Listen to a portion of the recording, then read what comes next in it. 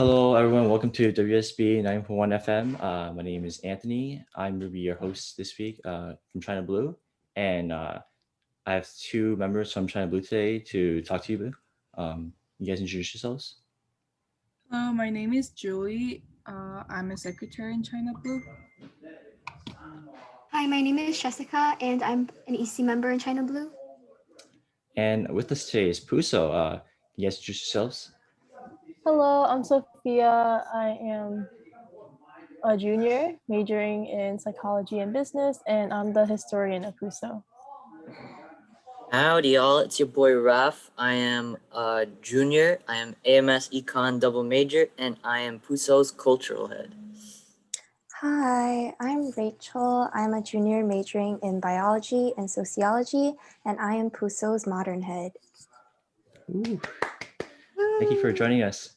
So I guess just some general questions first. Can you explain to our audience like kind of what PUSO is about and like your purpose, like what activities you guys do, stuff like that?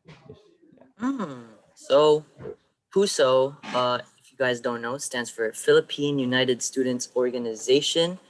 And I guess quick way to answer that question is to state our mission statement, right? Which is to create a social and educational environment in which Filipinx culture is advocated, discussed, and celebrated.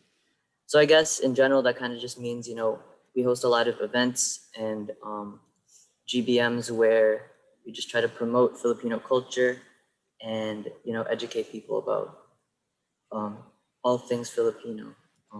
Unless Sophia and Rachel want to add some other things. We also have 3 dance teams, which is PUSO Cultural, PUSO Ballroom, and PUSO Modern. And yeah, those are just great ways to get to know each other, learn the culture, learn how to dance. Or if you already know how to dance, that'd be great too. But yeah, I feel like the dance teams are also a really big part of PUSO. But is there anything else you got to say for Rachel? I think you guys covered everything. Cool. Thank you. I guess we can talk about how do you guys like structure your organization? Because I know that like you said, like I know we remember like historian and stuff. Like how do you like separate the work? I guess in your Yeah. I guess in general, so for the most part, PUSO has e-board, so executive board, and then there's GenBod, so general body. I think for the most part, just the e-board kind of like are the ones that are running the events, running the dance teams, and GenBod members are those that just, simply attend our events, our general body meetings, and yeah. Sophia can talk about, she seems like she wanted to talk about the e-board positions. Yeah, so there are 15 e-board positions. So there's top 4, which is like every other top 4 is president, vice president, treasurer, and secretary. And then we have other members such as 2 event coordinators. There are the 2 external PRs, which is the PRs of the D3 community, which is a community of Filipino schools and Filipino clubs and other schools in the area. There's also the internal PR, the editor, the historian, and then we move on to the dance team, the dance heads, which is the cultural head, the ballroom head, the modern head, and then we also have our freshman representative. So all 15 of us just work together to create these weekly Monday general body meetings, our other different events, like our bigger events throughout the semester, such as like Halloween and Kamayan night and stuff like that. Yeah. You want to talk more about, since you did mention some events, like do you want to talk more about like some events you had in the past and some events you're planning to have later on this school year? Yeah, I guess our most basic event is the general body meeting. So every Mondays around like 8 p.m., we have these things called general body meetings. And each general body meeting kind of has like a theme. So during that day or during that general body meeting, there's usually a presentation for that specific theme or topic. But besides that, there's, icebreakers within that within that general body meeting and I don't know, just general announcements or things to talk about with the general body from eBoard. Yeah. Yeah, and then outside of our weekly general body meetings, we have events here and there. Like some of our big ones in the fall is like Halloween, which is, incorporating the dessert Halo and also Halloween. And this year, we have been putting a lot of emphasis on our Ate Kuya events for our Ate Kuya program, which is basically like a membership program. And yeah, I think every year the Ate Kuya program events are different. So yeah, and then some future events that we have coming up for this semester. We are having our annual collab with Casby for Dim Sum Gabe. And we also have a new event where we are collabing with Circle K. And yeah. Is the Yes, sorry, you go. you could go. You could go. I was just gonna ask, is the one with Caspi, is that in person? Yes, it is. Besides the Casby event and the Circle K collab, there are a bunch of other like yearly events that we have, such as PUSO Lamat, which is where like it's kind of like the end of the year celebration with all the PUSO members. We call back a lot of the alumni to join us. There is also PUSO barbecue. There's PUSO fest. So a lot of PUSO things, but it's just like a way to celebrate our general body members and like just Stony Brook in general, because a bunch of people come.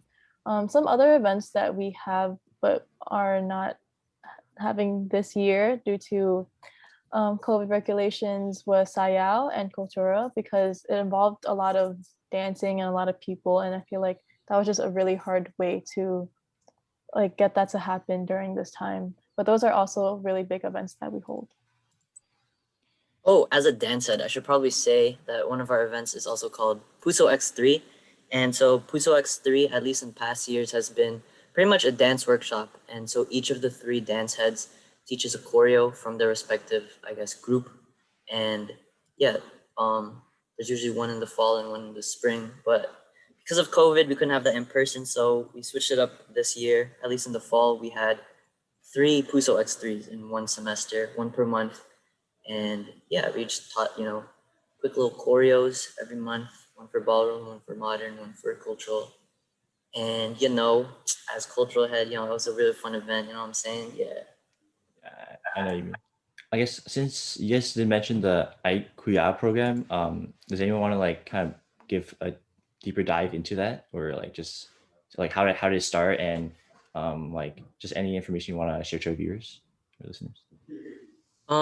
Okay, I'm not sure about the history. I think Sophia Zhang, the historian, can bring that topic up. But for the most part, the Ate Kuya program is kind of like a mentorship program, right? So you have these things called ates and kuya.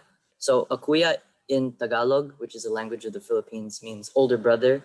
Ate means older sister, right? And so, throughout the program, you talk to a bunch of people through, within general body, and then you can, choose an ate or a kuya. So someone you kind of just look up to, someone that helps you through your college experience, just, a mentor, like an older figure, and there's these things called adings as well. So an ading I'm not sure if it's Tagalog or another Filipino language, but it means a younger sibling, right? And so, yeah, you can pick up a younger sibling, I guess, and that's the person you mentor, throughout their college experience. And yeah, it's very similar to, just general like big little programs. But I think the Atakuya program was just a good way to, further integrate people into GenBod and get people to talk to each other and get people to, communicate with each other and create like that family dynamic that I think PUSO is very known for. Yeah. Yeah, and I also started going to PUSO because of the Ate Kuya program. Just because I met my kuya early on and during our PUSO meet and greet, which is also like another yearly event to just start off the semester. And I feel like those events really help, like you get to know all the people and like all the members, because you're like looking for a potential adding, a potential ate or kuya. So it's a lot of time just like truly getting to know these other members just through the events that are held.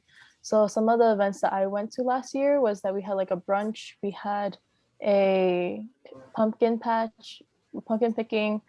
There's also game night, which is pretty common, like a movie night. So a bunch of these events to just to get to know all the other members. Yeah, and I think Raf kind of touched upon it, the whole family dynamic thing.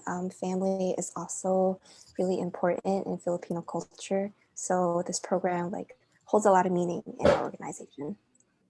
Yeah, and there's also like every person can have up to 4 outings, and each person can have 1 ate and 1 kuya. So like for the most part, everyone just like has like a really big family at the end of it, because there's so many people that just keep on like picking up a little sister or a little brother, and the family line just becomes really long that could date back to like maybe like 10 years ago. I think that's when it started. Oh. Yeah. No word. If you check out PUSO's website, which is pusox3.com, I'm pretty sure our last our last secretary, Neil Opena, he made like a whole web of ate kuya and adding pairings. So check that out if you want to see like the whole big web. Yeah. Oh yeah, and we also have like a green dot training requirement, just so that everyone knows that this is strictly a mentorship program, and just keep it like a student to student kind of thing. And I guess just nothing more from that. Yeah, but like they said, how like deep your relationship is, it just really depends on the person. Like some could just be like if you had questions about school or like professionalism or career stuff like that, like you would answer their questions. And then for other pairings, it's like they're just like your friends basically, and they're just always there with you.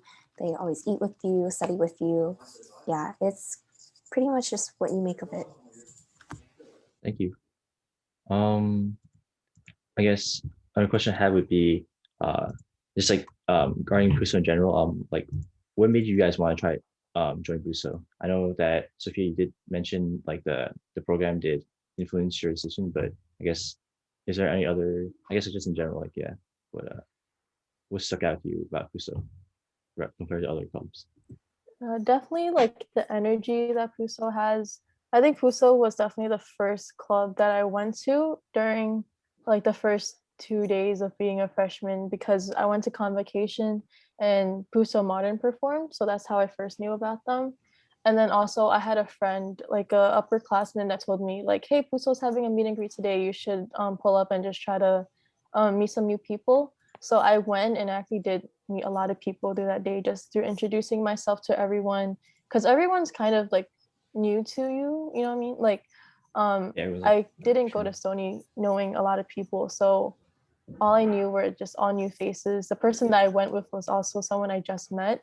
And what made me like stay in PUSO was that I really like how there's weekly general body meetings, and the fact that we do have a general body means that a lot of people are like regulars whenever you come to these club events.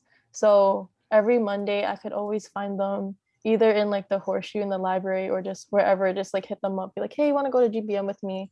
And you're always going to see like your friends in the same like room, like the library 4th floor and stuff like that. But yeah, I just really like how everyone's really welcoming, and I felt really welcomed when I went.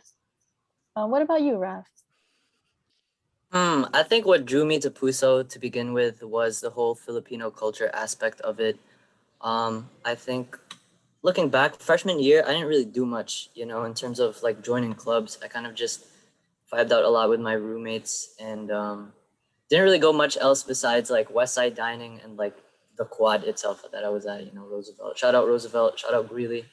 But, I think after that whole year, I was like, dog, like I kind of need some culture in my life, I think growing up, I had a very like diverse neighborhood, and then going to the freshman year of college, I didn't really see much diversity, and I kind of craved that diversity. So, um, you know, my RA Angelo, he actually brought up, yo, you should join PUSO. You should try, pop out to the clubs or pop out to the events. And sophomore year, I started popping out, and it's been really fun, man. Like just connecting with my culture. I guess like finding people to talk to, especially in my own language, like that was like such a powerful thing to be able to find people that spoke Tagalog and like I could just speak Tagalog back to them. That's what drew me to PUSO. What made me stay in PUSO though was like that family dynamic. Going to the PUSO cultural what's it called, like rehearsals. That was kind of what made me like realize, yo, this club is it. You know what I'm saying? Like I just got to go and like dance Filipino dances with people that were also like super chill and like were willing to have a conversation with me. And yeah, that's kind of really why I joined, just the family aspect and the Filipino aspect. How about you, Rachel? Why'd you join and stay? So I knew upperclassmen who were in PUSO and also in PUSO Modern, and they were like, this is my first semester here, and they were like, hey, like you should pop out. They're like, we have weekly GBMs, and so I decided to give it a shot, and it was really fun. I think something that was really comforting about it, like as a first semester freshman, is that because we have a Gen Bod and we have like weekly Gen Bod meetings, it's like not like a lot of other orgs where you interview to like be on like a cabinet. And like first semester, I thought the interviews were like super intimidating. So I was like, I kind of just want to show up and see what's what's going on with the org. So yeah, in that sense, like PUSO was a really good like first like org for me. And yeah, and it was a lot of fun. The GenBod was super big. I was super surprised.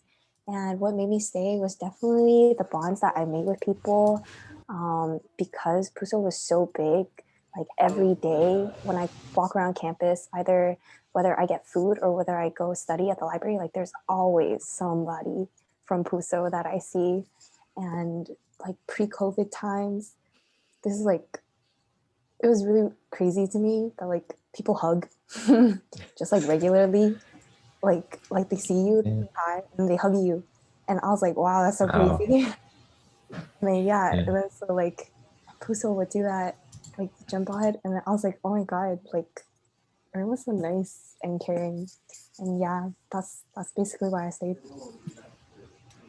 Yeah, like I think the great part being part of these clubs is being able just like getting so many new people, like meeting so many new people, like having just so many new friends and like people to talk to is just like a great experience. I think I definitely understand the interview part you talked about because we do interviews and like when I was interviewing for the club, it was definitely really nerve wracking because we had like the whole e-board was like on one side of the table. It's like almost like a job interview. It's like a bunch of people on the one side of the table and I'm just like by myself on the other side, like looking at a flyer. I'm like, okay. But yeah, I does does Jess or like Julie, you want to talk about anything that you want to talk about, or like you Our guys can talk about your interview? interview experience? I mean, you can sure you want to. Mine was in person. I interviewed during my sophomore year, and I knew it was gonna be very like professional. I kept that in mind, and I walked in there. Oh my god, it was so cold air, all the e-boards, and there were some people in the back too. They were just sitting down, staring at you with no facial emotions like this. And even though I knew someone from there, it wasn't easy at all. And but it was a good experience. And for what should I talk about? Like why I I mean, joined like what I ChinaBlue? guess what you learned from it because you said it was a good experience, right? Yeah. I guess you talk about like what you got out of it. From the interview. Yeah. I Besides, everyone mean, was cold. so since I became an e-board this like last semester, and we had to interview for new reps, right? So what I learned from there is it's definitely better to be like friendly and like welcoming, but also at the same time during the interview we came up to a decision where we have to be cold in a certain way. So it's like kind of like a reputation, but we have to be cold in order to see what's in them and not too giggly, not too like having fun around. in order to like get the best people out of and like the most like vibing people out of. Yeah, that's what I learned. How about Jessica? How's your interview? I was actually one of the people that Julie interviewed when she first became part of eBoard. And I totally relate to like first entering. I actually did my interview online, and I totally relate like when I first entered, and it was like super it was super like cold, I guess, the eBoard members. And they were very like stoic and stone faced. And I also relate to Anthony where it was super nerve wracking because they actually asked me some very like serious interview questions, like for a job interview, which I was not expecting at all, but it happened. And you know, I guess they liked my answers, so I got in the club. And yeah. Yo, if you don't mind me asking, so like after the interview, so you get accepted or whatever, and so that means you're part of like cabinet. So what exactly is the role of a cabinet member as opposed to like an e-board member or something?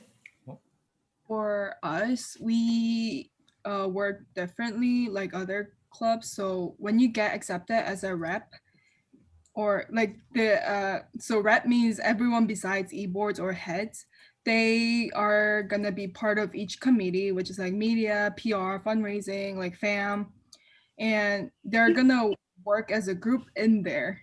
So basically everyone's working, and from the results they have from every committee, eBoard's gonna look through it and we're gonna approve or we're gonna deny or reject. And that's how they grow like relationships. So for us, definitely FAMs makes them closer. But you know, since you work as a group, it's like a group work and a committee. I think that's where it makes people bond more than like a FAM system for us.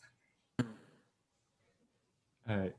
Okay. I guess back to back to PUSO, but uh, um, is there like any like common misconceptions of your club, like that you get when people like talk to you, like freshmen, like talk to you, um, stuff like that? I think probably the biggest misconception would be that PUSO is a dance team or dance teams.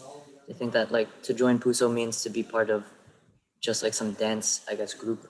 But as mentioned before, you know, PUSO is not just three dance teams or a dance team. It is just an org that promotes Filipino culture, and on top of that, we do have three dance teams that you could just join if it so behooves you. You know what I'm saying? So I guess that would be probably the biggest misconception that comes to mind.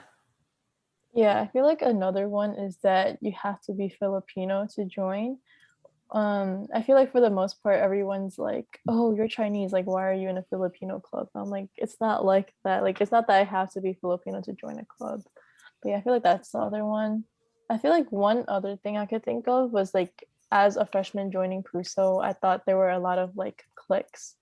But I realized that just because PUSO is such a big club, like it's bound to happen that people have their own little friend groups, but everyone is really like friendly to each other. It's not that like one group like doesn't like the other group. It's just that it's hard to manage such like a big group of people. So I feel like everyone has their own little group within PUSO, but whenever we come together during general body meetings, we're always very welcoming and warm to everyone else.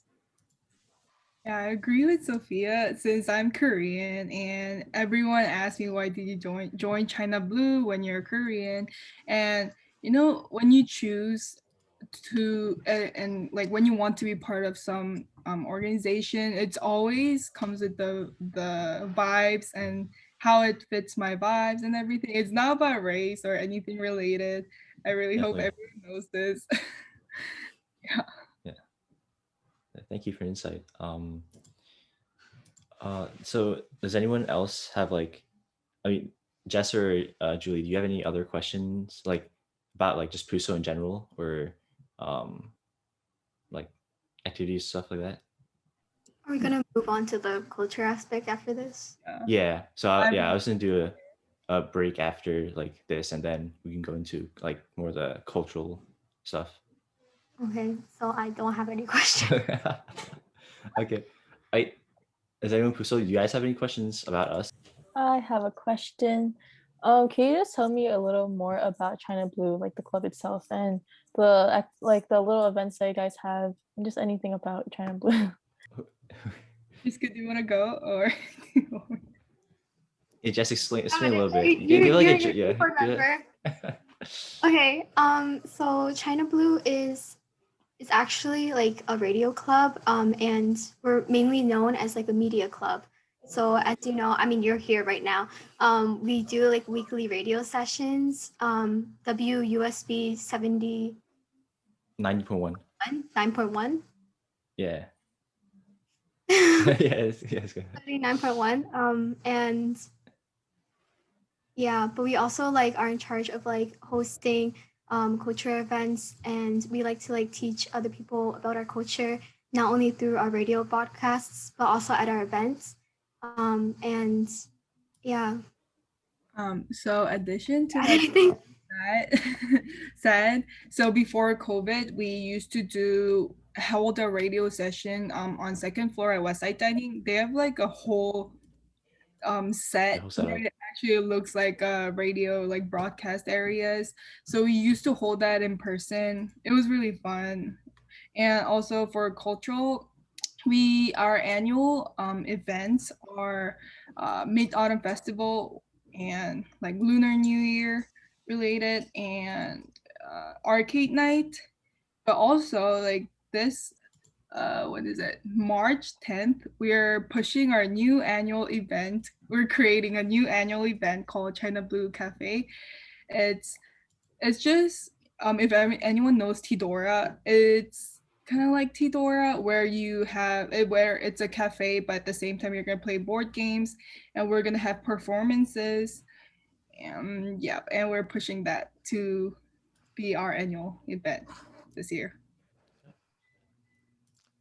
All right. Well, thank you all for the insight, and I guess we'll take a quick music break, and we'll be right back.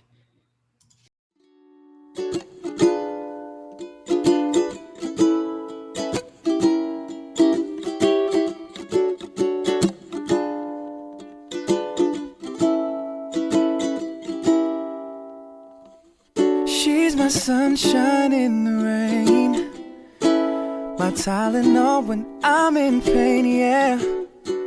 Let me tell you what she means to me.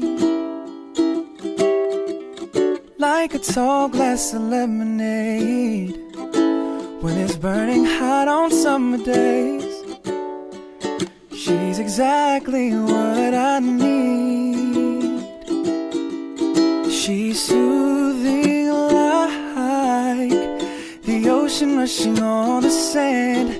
She takes care of me, baby, and she helps me be a better man. She's so beautiful. Sometimes I stop to close my eyes. She's exactly what I need. She's my smile when I'm feeling blue. She's my good night's sleep when the day is through, yeah.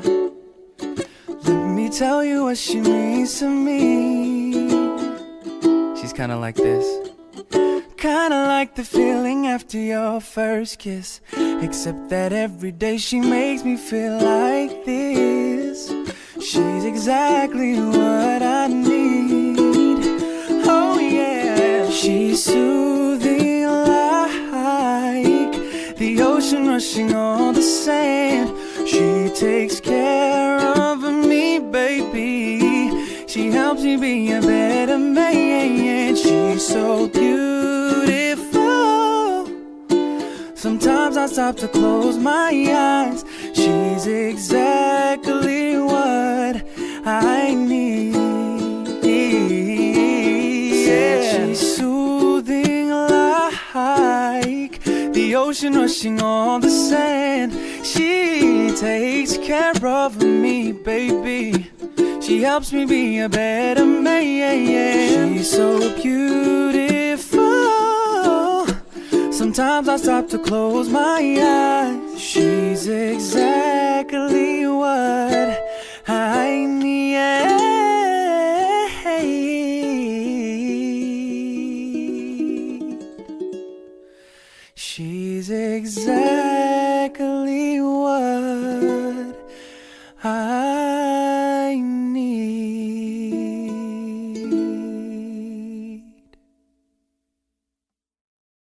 Welcome back, everyone, to WSB 90.1 FM. We're here with PUSO again to talk more about just life, I guess. Yeah. So, Jess, do you have anything to say? Oh, would you like to teach us some Tagalog phrases? I know that Ralph in particular has like a favorite Tagalog phrase that he loves to say all the time. Enlighten us. Yeah, sure. All right. So probably the most basic greeting you can say in Tagalog is mabuhay. If you guys want to try saying that with me, mabuhay. Mabuhay? Mabuhay. Yeah. So mabuhay, I guess it doesn't necessarily mean like hello or anything. It's kind of more so like welcome, I guess. Like, yo, mabuhay, welcome to this event, blah blah blah. You know what I'm saying? But yeah, I think it was one of our Tagalog word of the week for one of our GBMs early on in our semester, and I don't know, it kind of just stuck. And every time I introduce myself, I feel like I always catch myself saying mabuhay to everyone. But yeah, if you ever see, any Filipinos walking by, and you want to say, yo, welcome or hello, just hit them with a yo, mabuhay, brother, mabuhay. Yo, mabuhay. I feel like a phrase that I remember is kamusta ka. Raf, can you translate that for me? So, kamusta ka means how are you? It's just a question asking, yo, how are you doing, man? So, I guess if you guys want to say it with me, the first word is kamusta. Kamusta? Second word is ka. Ka. Yeah, so all together it's ka. kamusta ka. Yep. So Kamusta it's not like a ka? really basic Kamusta. question, like the most basic Tagalog phrase. After mabuhay, maybe. For me, it's not a phrase, but the first year I joined, this was one of the Tagalog words of the week, and everyone kept saying it after maganda, which is it just means beautiful. And then after we learned it, people just kept saying it, so it just stuck. Yeah, I feel like I remember during the barrio that we had, we ended it with maganda forever. I remember that too. Oh my Yeah. god. I feel like I guess we could talk about barrio for a little bit. But yeah, barrio is like a 10-minute skit that mostly all the schools in the District 3 like just come together. We make like there's a performance, there's cultural, there's modern dances, and it just tells a story of like a Filipino life. I feel like it really depends on what the theme is and what storyline the clubs choose, but it's just a really good way to like bond with other members. I remember me and Jessica did it our freshman year, and it's super fun. We get to make props. There's scripts. There's more like visual because you're more so acting out everything that you're doing because there's pre-recorded audio. So I just remember having to do like the same scene like 20 times just to get it perfect. And since it's only 10 minutes, you have to have a big story to tell within those 10 minutes. So Jessica, do you want to talk about your experience at Barrio? So I remember I had a very brief like fighting scene, which was like super embarrassing. But yeah, I had a brief fighting scene. I also was a bush at one point. And like I helped make my own prop, like prop bush. And Sophia, if you remember like any line that you did, would you like to like tell us or like recite it? I only had like one line. I probably had like one or two lines, but I can't really think of it at the top of my head right now. But yeah, we just had a skit based on the Marvel movie Black Panther, which we called Black Panthalon, and we just incorporated a lot of like Filipino aspects to it. So instead of the main character, I forgot his name, but we named her Janellas, which means sandals, I believe, right? Yeah. And it was just really funny. We called like I think the character in the movie was Nokia and we called her Nokia, like the phones. there's just like a lot of aspects of like Filipino culture in it that I got to learn a lot about during Barrio, and it's one of like the biggest events that we work towards. But this year, unfortunately, we're also not going to be participating. But yeah, I feel like Barrio is such a integral part of like being in PUSO sometimes, just because we spent months doing this, and like sometimes it could go into like late nights and stuff. But after after the practices, we always go to like a dining hall and just eat and get to talk to each other and just relieve the stress. Yeah.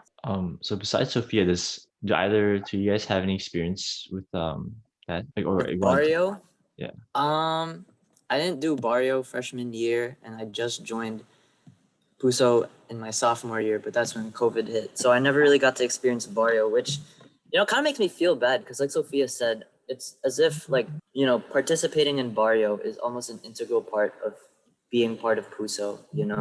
From, like, the stories that everyone would tell me, it's always a lot of, like, late nights, like Sophia said, working on the script, working on props, just vibing out with everyone, working together towards some joint goal. And yeah, I wish I got to experience that. Um, yeah. How about you, Rachel? Did you ever do Mario?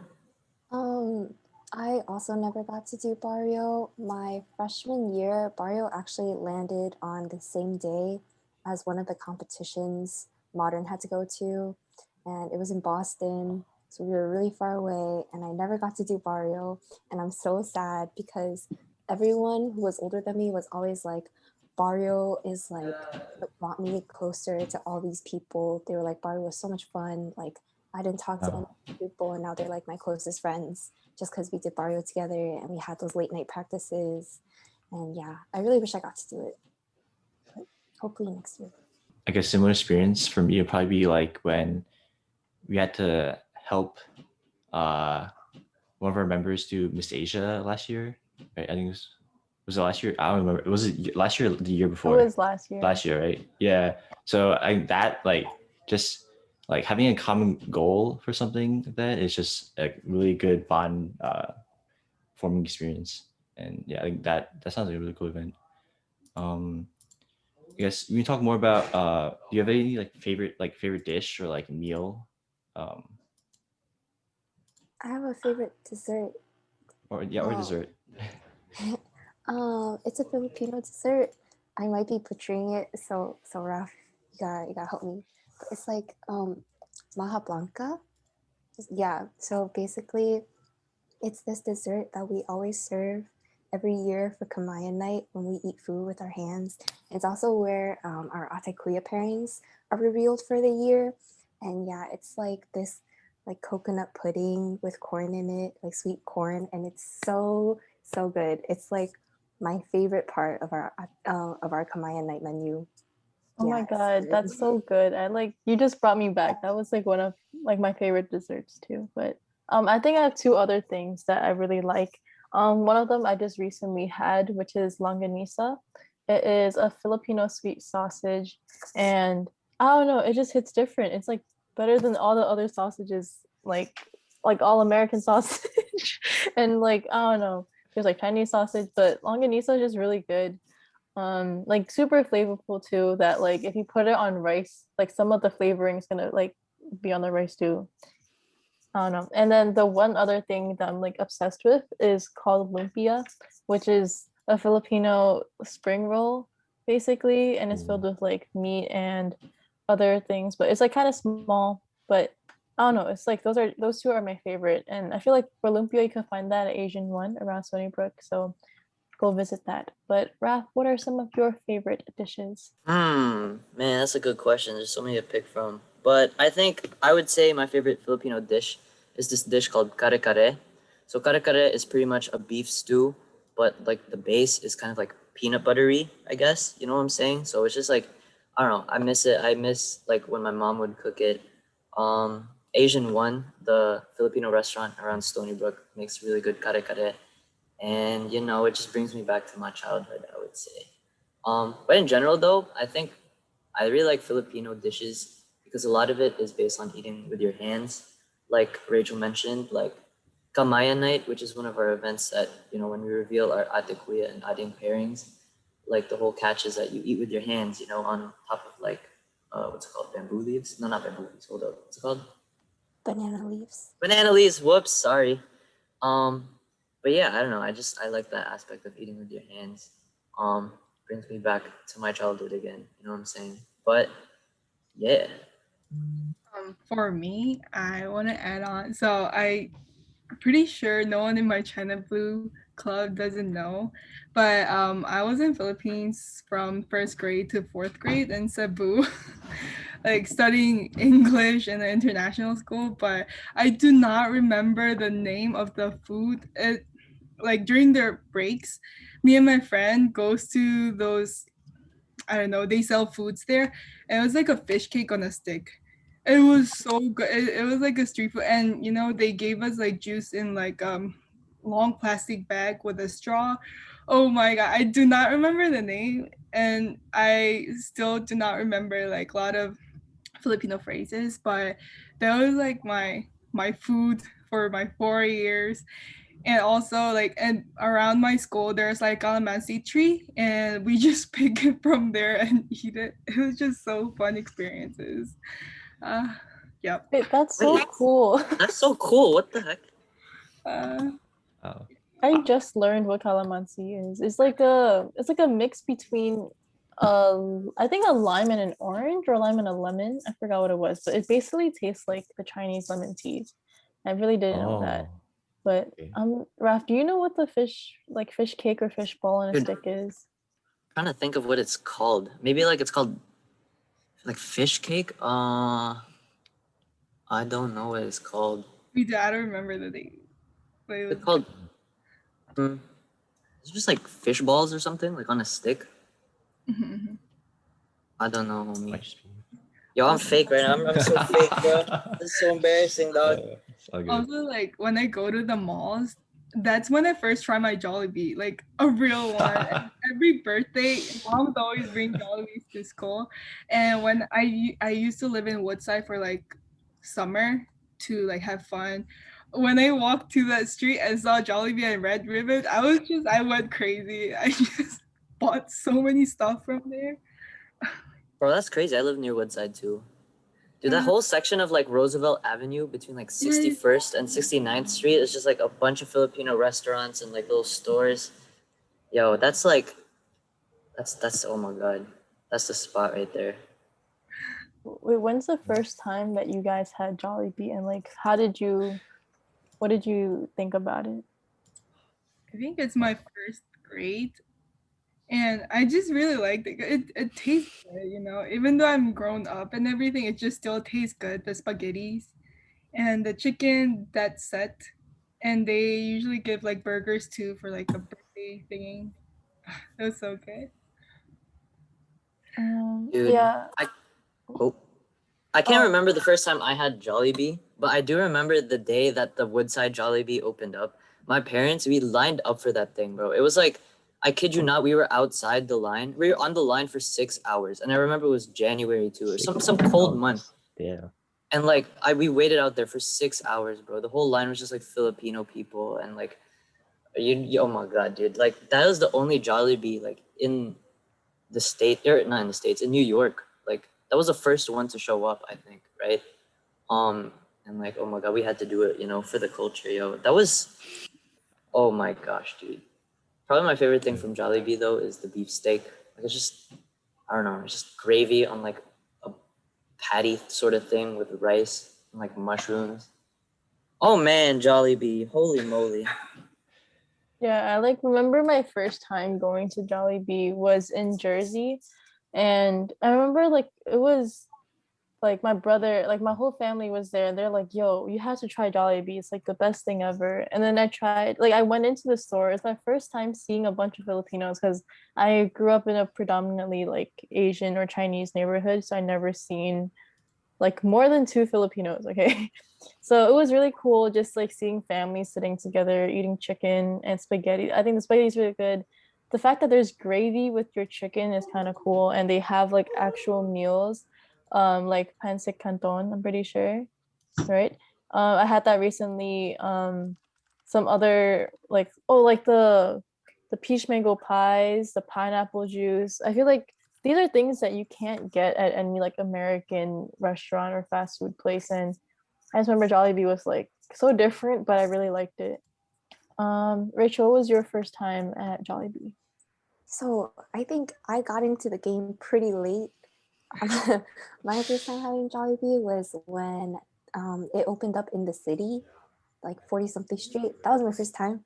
And then I remember I walked in and I looked at the menu and I was like, that's so crazy. Like there's a fast food place and there's like spaghetti and there's like rice. And I was like, what? Yeah, but like the food options were so different from what I'm normally used to. And then oh my God. And so I ordered a lot my first time. I ordered so much because I was like, I want to try everything, right? And wow, like Jollibee is so good. Yeah, like the pineapple drink was so good. The peach mango pie was like crispy on the outside, but it was like gooey in the inside. Yeah, that was my first time, and I fell in love with it. And then that same week, I went back like 3 more times. Yeah. Oh my god. Yeah, I like went to the one at like the city too, and it's really nice. And I realized that like Jollibee itself, they also have commercials too, and they're like like really like romanticized and stuff like that. But I like the whole idea behind Jollibee. It's literally like everything about it is happy, like Chicken Joy, like certain like meal names are already so happy, and it's literally a jolly bee, like a happy bee, you know. So I feel like the whole like Filipino culture is very like it was shown through that, just how happy and how like family oriented it is with like everything. Yeah. Jess, have you ever tried Jollibee? Yes, I have. Actually, like always pass by it because I live in Jersey, so I always have to like walk from the lower station. I forgot what it's called, all the way to like Port Authority in the city, and I always pass by it. And I tried it once, and I really really love the spicy like chicken breast or something, or like the chicken joy. It's so good. And like Rachel, like I really like the pineapple juice and the mango peach pie too. Kind of reminds me of like McDonald's, like the apple strudel or something like The that. apple pie, but it does Yeah, the not hit apple. the same, okay? It does, yeah, it doesn't hit the same, but it's like kind of like similar, like Okay. just like how like Americans have like McDonald's, like the Philippines has Jollibee. Yeah. Oh my god. Oh, sorry, Oh babe. no, no, I'll be quick. But speaking about the peach mango pies, I had the apple pie and I had the peach mango pie like only recently, and like the crust is different. Like it's so much more flaky than regular. Like my expectations were an apple pie at McDonald's, but it's not the apple pie. But yeah, Julie, what were you gonna say? No, I was just gonna say like I ordered their halo halo because I missed it so much, but it was so different from what I got from Philippines, of course. But like in Philippines, they put like OD amount of like jellies, everything like ice cream, anything, and their ice cream was like Ice cream. tiny. And Ube ice cream was like that tiny, so I got so frustrated. It was so Yeah. good. Like me personally, I've never been to a Jollibee's, but I've seen so many memes about the mascot. It's like it's just so funny. The one of it dancing, right? We gotta Yeah. change that, Anthony. You gotta bring yourself to No, say it. Jollibee. Yeah, actually, I don't know because I live on Long Island. I don't know. Is there like nearby? Closest Or, one is the city, I think. Or what Yeah. side? What side? Woodside one, yeah. that's definitely on the list of places to try Yeah. out at least. You should bring China Blue with you. Yo, that should And that should be PUSO.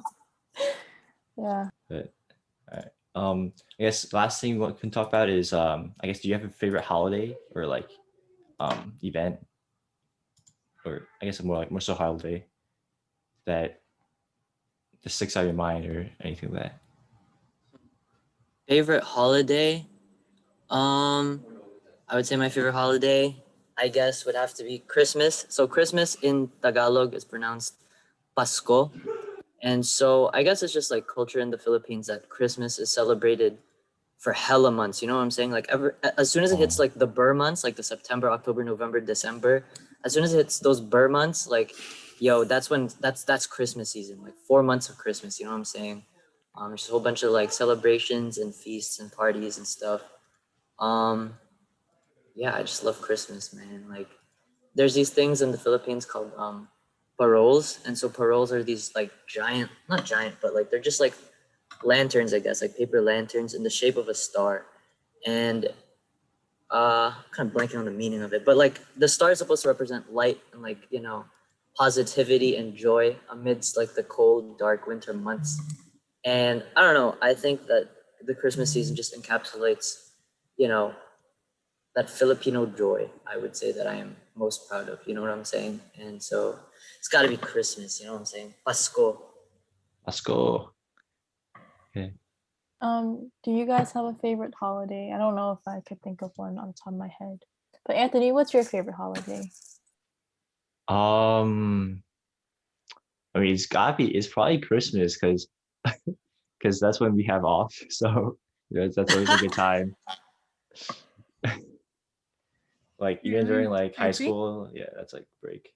So I think for mine's New Year, because I try to go to new places during New Year's. Like last year, I went to Europe, like Paris, and the year before, I stayed in New York, which is like a new place for me because I used to live in California, and it was just, you know, it means like start of a new year, which means this year is gonna, like, I'm gonna finance everything. It's fresh new.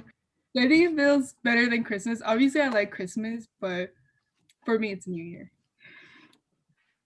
Fair. Oh, Julie's been like hella traveled, yo. Like, I know, that's what I was gonna say. Philippines, California, which say Paris. Wait, like, I'm hey, like yo. curious on where you, like, all the places you've been like throughout your life.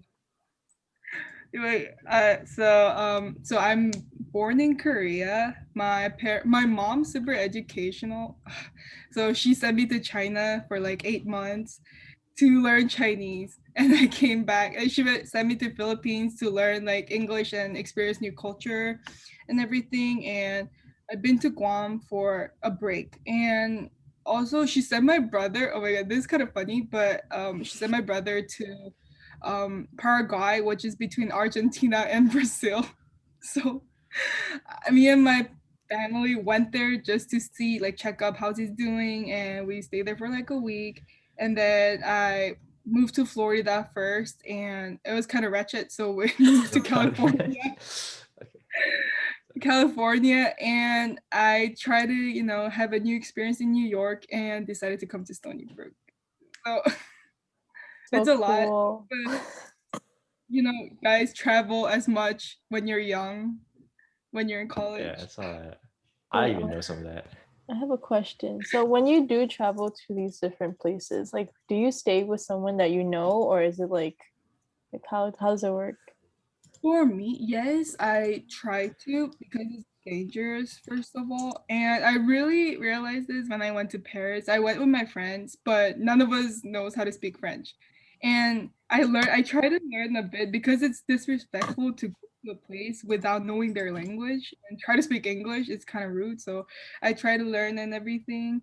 But in England, when I went to England, I walked alone because I speak English, first of all. And yeah, but I really like traveling alone, unless it's like not dangerous. But it's like a whole new thing when you travel alone. You can see stuff that you can't when you're with a group of friends. Right. That's crazy. That's kind of super cool, yo. Wait, so like, are you usually with, like, when you said your parents send you, like, your brothers to Paraguay and like you to Florida or wherever else, or like the Philippines, like, are you with a family member, or like how is that? Okay, so Florida and everything, I was with like a legal guardian because my parents cannot come. They don't want to give up their life in Korea, probably. So yeah. But when I went to Philippines, it was kind of funny. You know, I was first grade. I was super young. They sent me alone. I literally was at the airport alone with my luggages. Really? Wow. When I arrived in Philippines, there's like a guardian, like legal guardians who helped me, and like I moved into a big house with like different kind of people. So that's where I learned how to like socialize with people. At the same time, like I was the youngest, and the ates and kuya's were like really. They thought I was very cute because I was like super small. So they brought me to a kitchen, like secretly, and made me pansi canton, and that's like, oh my god, that's like my good memories. That's That is an experience. adorable. All right. Well, I guess, do you guys have anything else you want to end off with? Since we're like it's already been around an hour. If not, we can. I guess we can call it a day here. But yeah. All right. Well, yeah. Thank you all for coming today. It's been, middle of the school semester is pretty busy, but thank you all for taking time to talk to us and kind of tell like the audience more about like Filipino culture and stuff. So thank you for that. And is there anything you want to plug for PUSO, like events, stuff like that? Anything like that at all? Or Dim sum gabi. ooh, when is that? It is on March 17th. March 17th. That's okay. Yeah, it's been like 2 weeks. That's the upcoming event. If you're in our Atikuya program, this Saturday we have Saturday Night Fever, which is like a retro game show night. Some other things we could plug is our bi-weekly podcast called Pooh Story Time. We talk about Filipinx culture and just anything like related to that. Follow us. You know what, Raph? You could do the follow us thing. You got it. Yo, follow us Yeah. at PUSOX3 on what do we have? Instagram. Twitter, Facebook. Oh, yo, we have a TikTok. We have a TikTok. Hey. Follow us at PUSOX3 on TikTok. You have some good TikToks up in there.